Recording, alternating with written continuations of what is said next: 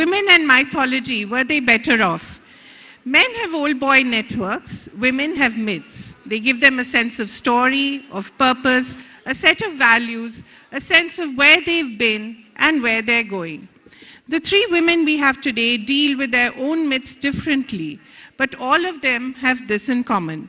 Their icons are women who are neither black or white, saints or sinners, neither good nor evil, but rather all too human.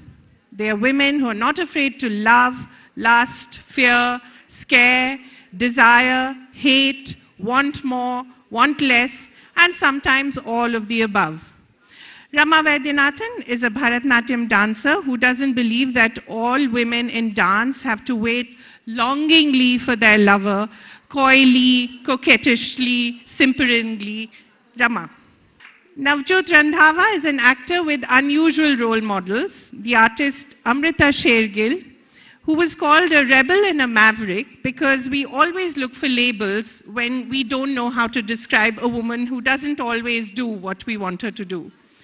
She's co-written a play with Jim Sarb on Amrita and her lover Boris, which is called Everything She Wants. Amrita was a woman who wanted everything fiercely and ferociously, a little like Navjot. Navjot has captured that spirit in the play, and you will see it in her performance. Navjot. My third and last guest today is Samhita Arni, a writer who loves to shatter stereotypes. In Sita's Ramayana, she tells the story of the epic through Sita and her posse of girls. In her 2015 novel, The Missing Queen, which is quite a thriller, she begins the story in Ayodhya 10 long years after Sita has been abandoned by Ram. There's nothing comforting or comfortable about Arni's writing. She sees goddesses not as they've been seen through history, but as women of our times. Samhita?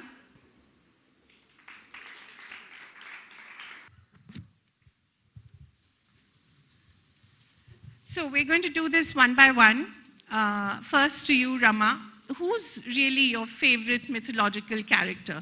Someone who doesn't simper and look longingly for her lover as she waits and does her shringar. Who is that person? It's undoubtedly Durga. Could you speak into... It's undoubtedly Durga because I think she stands for fighting for evil, and metaphorically I think all women now in the 21st century should mirror what Durga was. You know, holding the trident in her hand, astride the lion. She is empowered, she's liberated, she's the quintessential powerful woman. What would she have said to the anti-Romeo squads these days? How would she have struck them down? With what all? I think with her trident, she would have just given them one.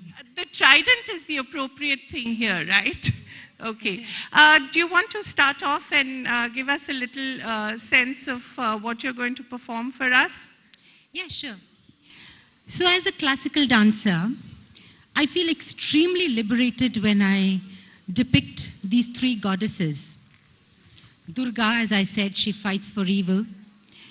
Saraswati, the goddess of knowledge. And Laxmi, the goddess of prosperity. And I think they all three are metaphorical, and I think we need to find all three of them within us. But when I depict female characters from the epics, I think I need to be very, very careful because I think I'm responsible. There's a huge responsibility on me because I am today standing here as a classical dancer depicting these epic women. I think I need to present them in the right perspective in today's context without, of course, digressing from the story. So my favorite piece is actually the situation when Ram comes and tells his wife, Sita, that he's going away to the forest for 14 years without her. The stereotyped image of Sita that we have is somebody who cried in self-pity, who fell at his feet and begged him to let her go with him. Which is why I really like this 18th century poem in Tamil, written by a poet called Arunachala Kavi. He has a different take on this situation. So Sita is in her chambers getting ready for the coronation because she's the queen. And Ram comes and gives her the news. Of course, she's distraught and shocked, but she has her self-esteem intact. She keeps her composure, and she becomes extremely analytical and presents a very hard-hitting argument to her husband. She says, "How did you even dare to think of going away without me? Do you know, this earth will not bear this." There's a pun here because Sita is supposed to be the daughter of the earth. And then there's also an underlying message here. Any society that disrespects its woman is doomed. Yes. So she says, this earth will be doomed if you leave me and go. Have you forgotten your wedding vows? Am I such a burden on you? And in the end she says, is this the sign of a true man? And we all know what happened after that. So you will now perform this. Great. A huge round of applause. She's fantastic, I can tell you.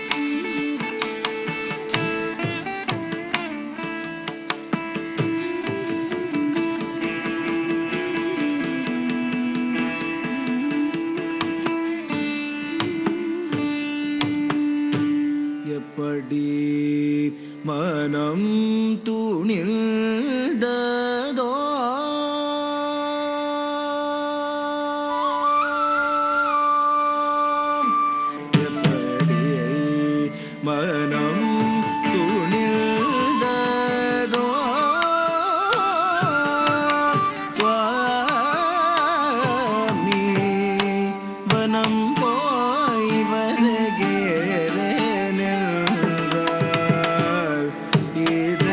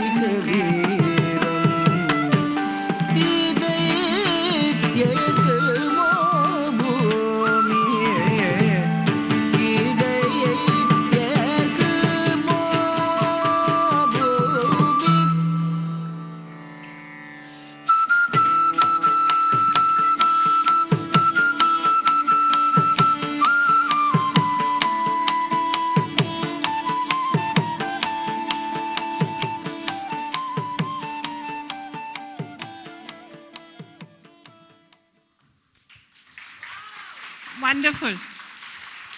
It's so different from the Sita we normally see as very submissive and, doing exactly what Ram tells her to do. And that actually has echoes in what Samhita has written as well in Sita's Ramayana.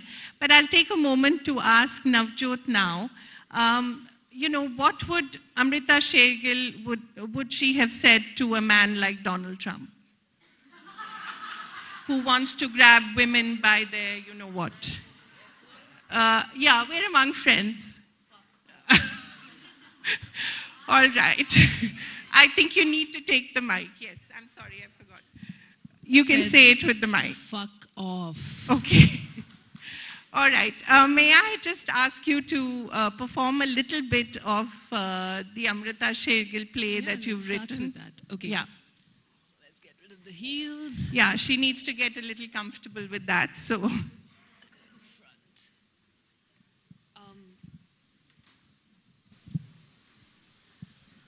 So I'm going to wear the hat because I'm transporting you to Paris of the 1930s. I'm sorry, I don't have a set to do that, but hopefully this is the opening monologue of the play that I just did. It's called Everything She Wants, Amrita and Boris. It deals with the relationship of Amrita Shergill with her French lover, Boris Staslitsky. The play is about her wild life in Paris.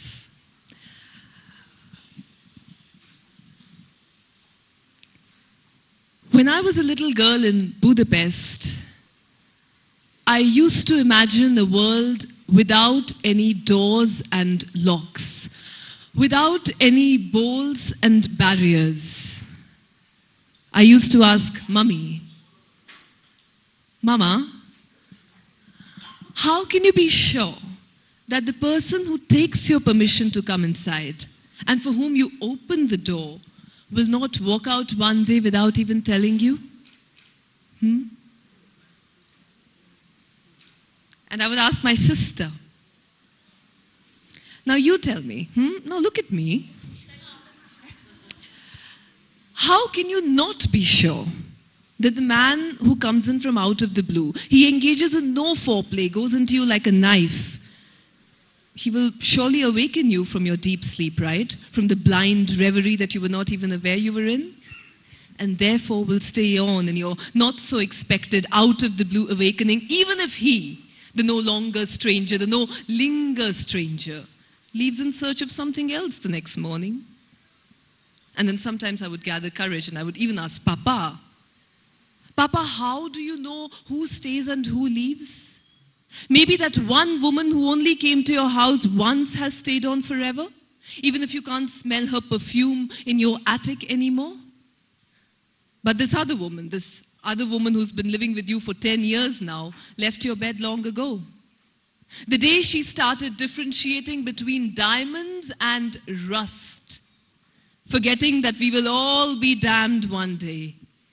And the moon will be full again after a few empty, sleepless nights. Have you ever wondered what this world would have been like if there were no locks and no keys? I could have strayed into your man's arms without being afraid of a doorbell ringing, or you turning up at the door with your set of keys to give your man a surprise. And you know what? You could have come any time into my house. Join me and Mummy for dinner, and the three of us could have sat around a table and discussed something like, I don't know, you tell me. Poetry? Fashion? Philosophy? Okay, fine. Ignore poetry, philosophy, fashion. But one thing we could have done is we could have thrown feminism out of the window, because we would have been in a world where it was not bloody needed. We would have been together without knowing that all of us were going to be together. And we would have loved each other without knowing that all of us were in need of each other's love. Because if I can love you and you can see me, then we don't really need any isms, do we? I would have made love to you with your clothes on, in a way that your man has never made love to you. And my mother would have been there. And we would have laughed and cried and danced with our tongues and feet, and all would be unlocked to each other. No bolt, no key. We could have all lived a little bit more if we were just a little bit more free. Thank you.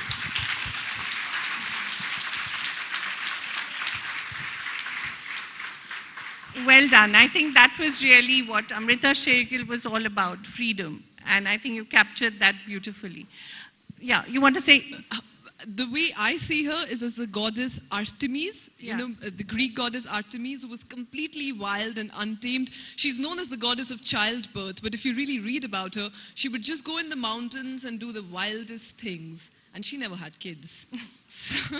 In a way, Rama, you've also played that role with Lal Ded. You want to talk a little about, there's this Shaivite poet from Kashmir who wrote the most marvelous poetry and also didn't wear clothes.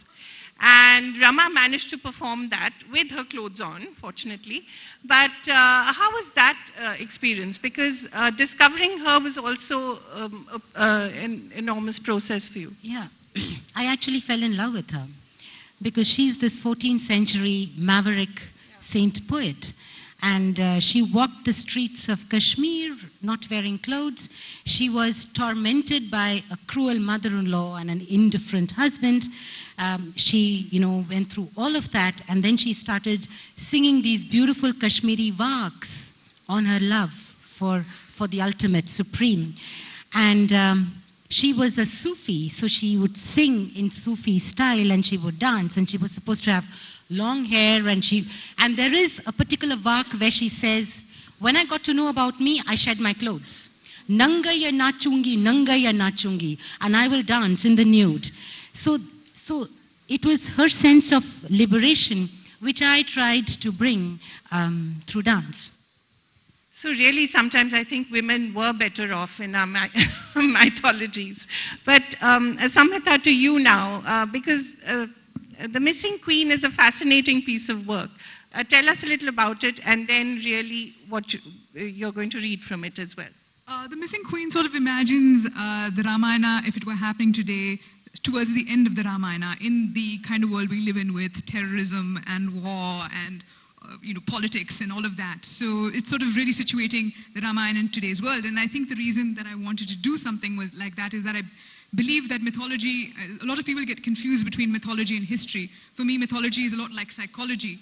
We carry these stories within us. They program the way we act, they program the way we think, they program our interpersonal relationships with each other. We want to be Rams and Sitas to each other, and that's what's considered good.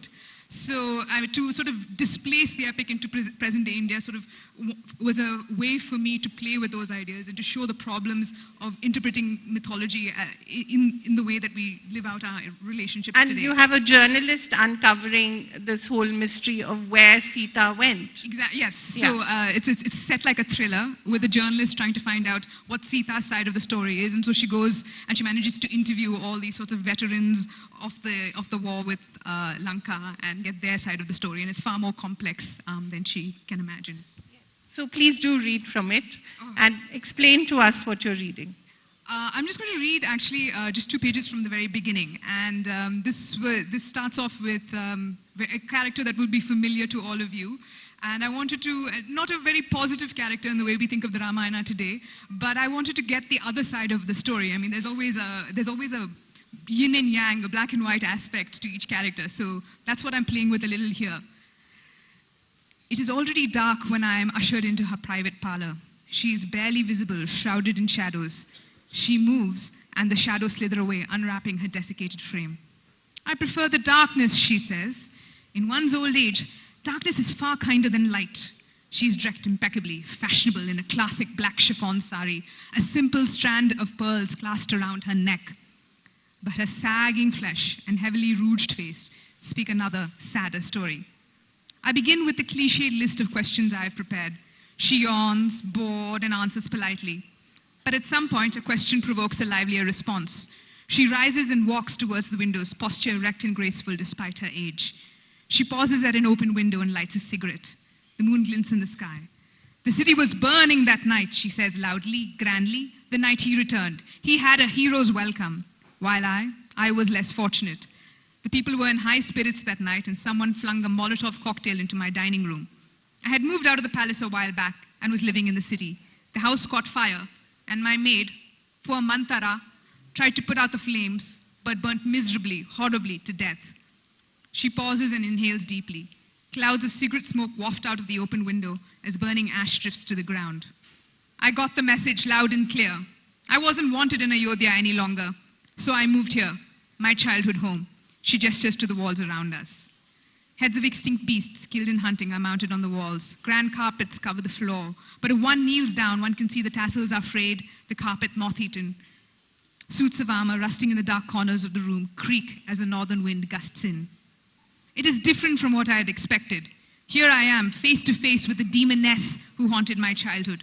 We had all been raised on tales that spoke of the evil nature of Queen Kaikeyi, who had ruled with an iron fist in the last years of Dasharatha's life, whose cruel influence continued through Bharat's proxy reign. My parents had welcomed her stepson Ram with relief, straining against her totalitarian rule. Yet now, I wonder. She isn't a ghastly nightmare. She is a sad old woman, still angry, pathetically human. Something in me stirs, despite the tales I have heard. I find myself wondering, was it really like what I'd been told? What was her side of the story? No one's asked me that before. There's been a deluge of reporters in this house since then, but they've never been interested. They've only wanted the malicious, vindictive Queen Kaikeyi. She cackles, her brilliant, polished white teeth glimmering. A hint of the truth is there in your textbooks and newspapers. That's what the media does, sells you a puzzle of truth and lies packaged together nicely, and you are none the wiser. The media chooses what it wants to tell you, and in Ayodhya, the media is hand in glove with the government. I offer a faint protest. She smiles mockingly. That's right, I forgot, you work for the newspaper. You'll go back and write that piece, like all the other reporters, like Valmiki, painting me as some beguiling siren who ruined Dasharatha and Ayodhya. Sex, revenge, jealousy, vindictiveness. It will all be there. Her voice rises. But do you want the truth? Wow, that sounds like an Ekta Kapoor serial, right?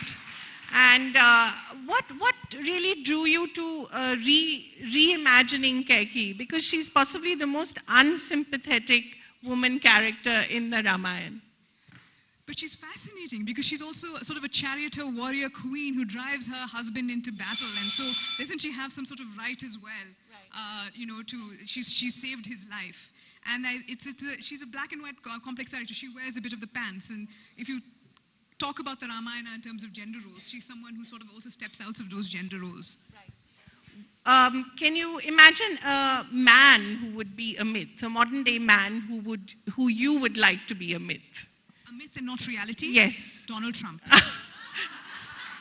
He's obviously extremely popular today. Now just a short, quick introduction to the film we're going to play next. Just to tell you, since 2015, the India Today Conclave has been commissioning a series of short films, which in a way are conversations with the times we live in. And these are short films, but they have very big ideas. They're very big ambitions. And we have one film today that has been made especially for the India Today Women's Summit by the youth division of Yash Raj Films. Siddhi, can we have that film? I urge you all to watch it. It's quite interesting. Siddhi?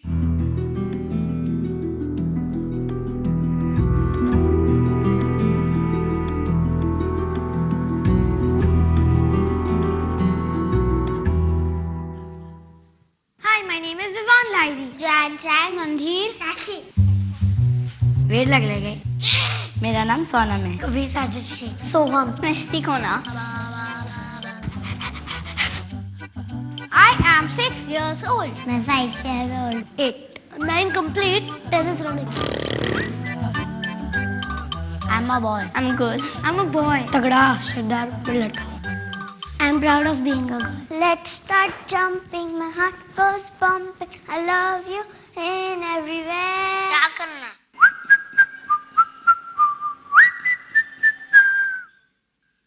I'm automatically attracted to beautiful girls. I just start kissing them. I don't even wait. Grab them by the pussy. No, never, not. That's like illegal. ऐसी भी किसी लड़की को किसके से कर सकते हैं? प्रपोज करना पड़ेगा पहला. You have to have patience. You have to first you have to marry them then. I urge men to marry more than one wife. The first care of a woman is marriage. अगर 2 mummy होगी तो handle कैसे करेगा पापा? शादी करना है. If we talk to fairies on our phone and we'll call say mama, she won't come, the other mama will come. I don't know. The Saudi community is not convinced about women driving. They aren't ready for it yet.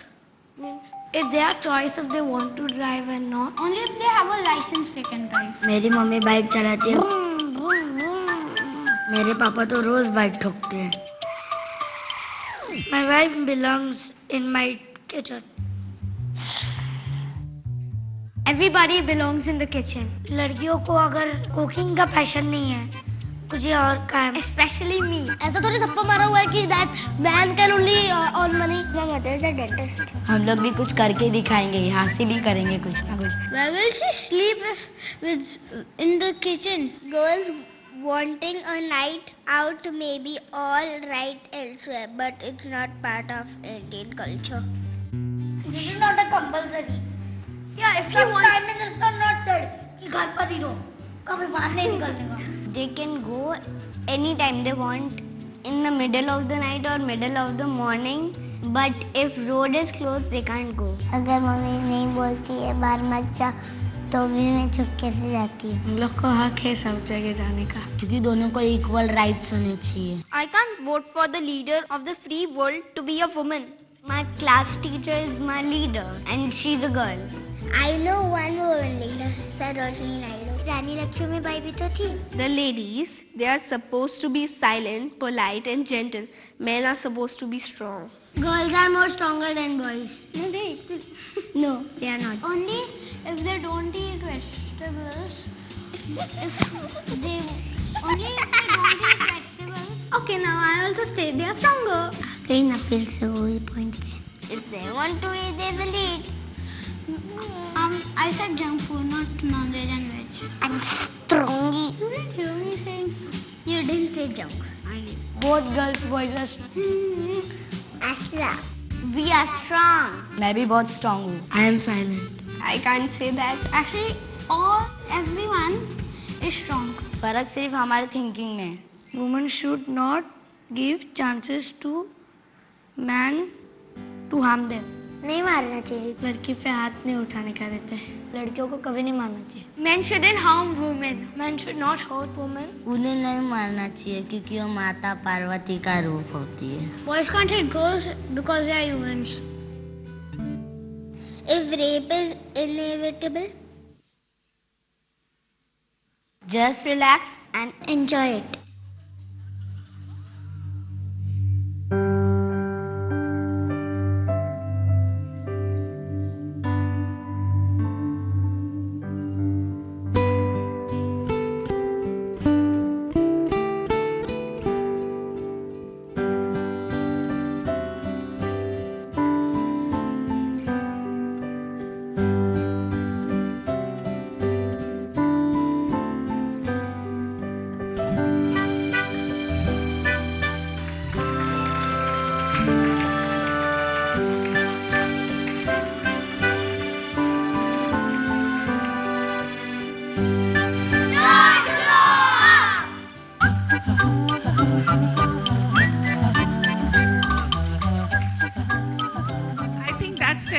Really, don't grow up. I mean, what happens to us when we grow up and are educated? What happens to our politicians? What happens to all of us?